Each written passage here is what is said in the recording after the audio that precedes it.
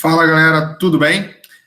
Como a gente tinha combinado, acho que eu falei com uma turma, com outra não, mas hoje é quarta-feira e eu vou fazer o meu exame de qualificação para o doutorado. É um exame que geralmente acontece no meio da qualificação, no meio não, faltando um ano para você se qualificar, né? São 4 anos de doutorado, e aí eles já analisam parte da sua obra do que você está escrevendo para ver se está bom ou está ruim.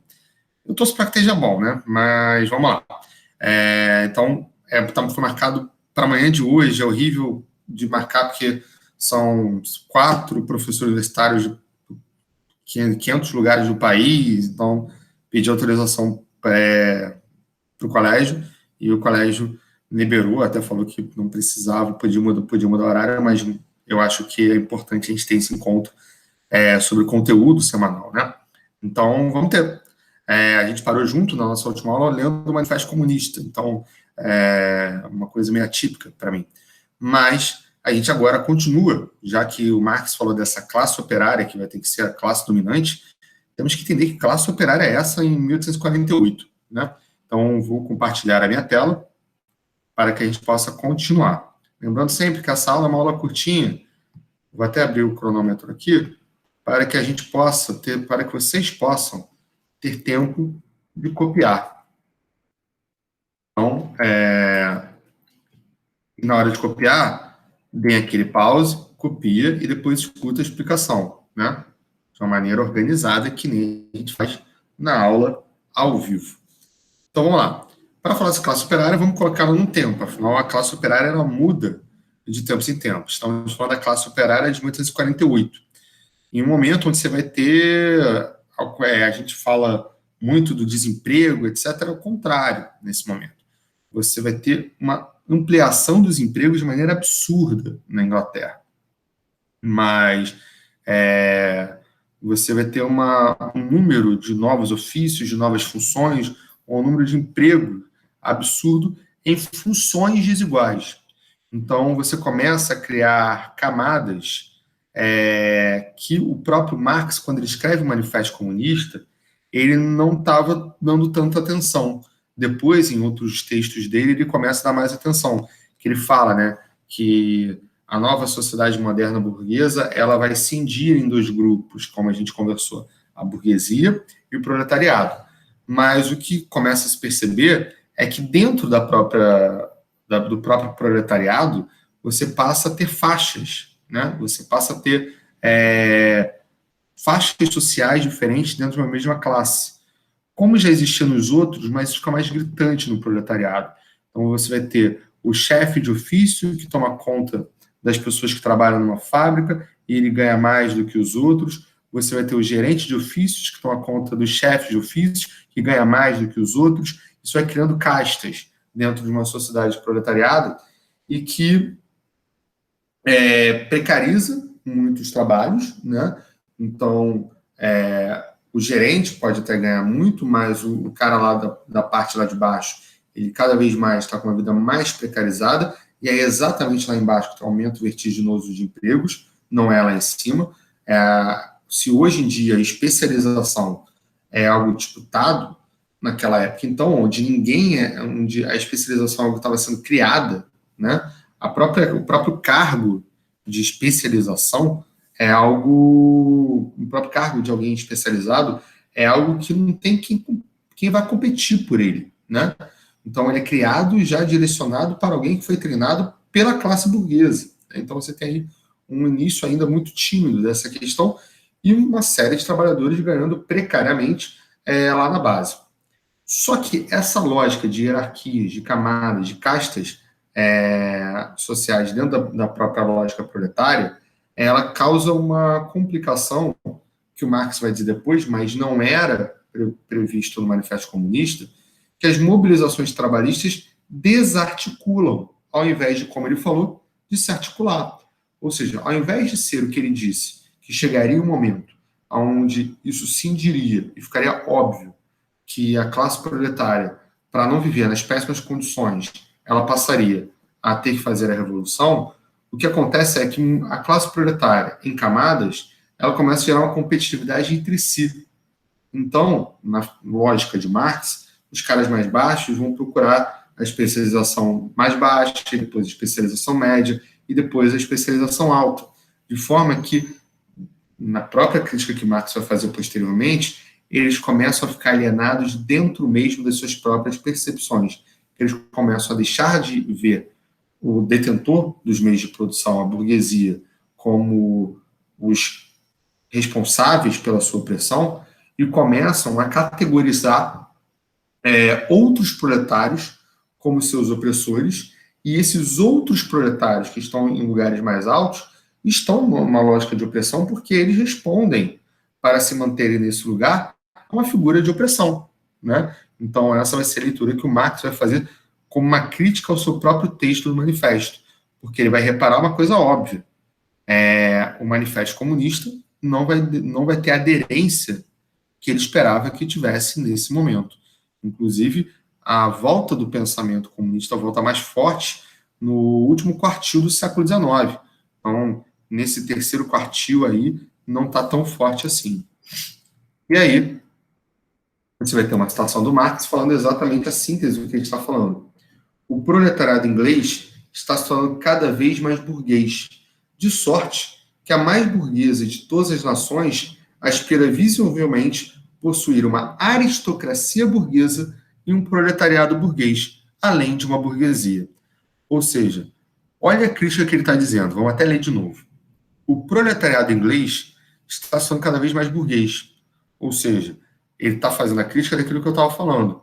O proletariado inglês está buscando não ser o protagonista da sua história, mas uma mimetização da burguesia. Ou seja, criando uma competição entre si, criando uma competição entre os próprios agentes, e de sorte que a mais burguesa de todas as nações, a Inglaterra, aspira visivelmente possuir uma aristocracia burguesa. Então ele já começa a direcionar que a própria aristocracia, a antiga nobreza que existia ali, ela está pegando seu capital e investindo de forma burguesa e não mais, como a gente via anteriormente, né, que a aristocracia não se preocupava em gerar investimentos. Ela era porque ela é. Agora você passa a ter uma aristocracia que passa a querer gerar mais rendimento a partir do rendimento que já tem. Então, o que Marx está chamando de uma aristocracia burguesa. E um proletariado burguês, que está competindo entre si para que ele mesmo crie uma diferenciação entre o outro, né? Ou seja, eu atingir esse espaço é diferente do outro, sem entender que, na lógica de Marx, que esse espaço diferente do outro é uma questão, muitas vezes, não da sua especialização, né? Muitas vezes é muito mais ligada a uma questão de indicação, da mesma forma que a própria burguesia se cresceu. E ele vai dizer, além da própria burguesia. E aí, existe uma questão simples. Dá um tempinho para vocês copiarem, né? Para vocês pausarem e copiarem, até para o bebê. O nosso Guaraná aqui. E aí você vai ter. O tipo de trabalhador mudou. E esta nova classe operária não pode mais ser explicada pelas mobilizações anteriores. Ou seja, nós, logo depois da Manifesto Comunista, isso é uma frase que vale para o tempo presente, né? O tipo de trabalhador mudou. Esta nova classe operária não pode mais ser explicada pelas mobilizações anteriores. Então, o cartismo e o ludismo não explicam mais esse cenário operário. Ou seja, não é mais todo de um mesmo lugar, de uma mesma fábrica. A classe operária está mudando. É como se a gente pensasse, por exemplo, que a gente hoje, em 2020, não temos mais as greves do ABC Paulista de 1980, 1990. Aí a gente tem que pensar, calma aí, nós tivemos os breaks dos apps, são novas formas, novos vínculos, novas lutas, né? Então, o cara que está lá pedalando com iFood, com rap nas costas, sentindo o cheiro e ganhando centavos, não podendo comprar nem o mais barato dos pratos que está na costa dele, a lógica dele, a visão dele de trabalho e de como ele é trabalhador é diferente de alguém, por exemplo, que ganha um salário mínimo e tem uma carteira assinada e trabalha numa fábrica. É óbvio que a pessoa que tem uma carteira assinada com um salário mínimo e trabalha numa fábrica, ela tem todo o direito de reclamar que suas condições de vida são ruins. E são, na maioria das vezes são. Mas você passa a ter tipos de trabalhadores diferentes que dificilmente vão criar identidade entre eles, que dificilmente vão se olhar e se sentir todos numa mesma classe. Da mesma forma que esse trabalhador de fábrica, ele vai olhar para mim, um cara que trabalha em lugares com carteira assinada, com salário mais alto, e tem uma especialização, tem um trabalho especializado, né? Quando eu falo especialização, não são cursos, é o trabalho especializado, né? Então, trabalho especializado como alguém que nunca vai estar do lado dele.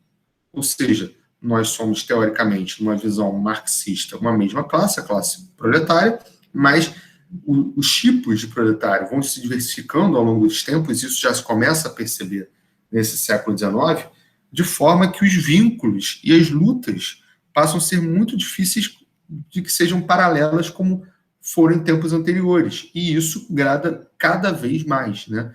Por isso que a gente não pode esperar os mesmos tipos de lutas para novos vínculos. E aí, eu trago um dado da nossa realidade, né? Ou seja, um dado de 2002, 2009, tem 10 anos aí, mas está um tanto quanto próximo. Mas percebam, né? Quando a gente olha a realidade brasileira, a gente vê que na área rural, trabalhadores rurais, trabalhadores propriamente rurais, nós temos 19,6%, trabalhadores não qualificados, que vivem uma espécie de pêndulo. Muitas vezes são rurais quando há vaga, muitas vezes são urbanos quando há vaga, mas são pessoas que precisam correr atrás de trabalho porque não possuem nenhuma qualificação. Elas são 26,4%, desculpa, vou jogar aqui para 2009, né, que é o mais próximo. 17,1% rural, 26,9% não qualificado. Trabalhador manual qualificado, ou seja, um trabalho manual, braçal, mas o cara tem um ofício braçal ao longo de uma trajetória, 24,1%. Pequenos proprietários, ou seja, não são grandes, né? 7,8%.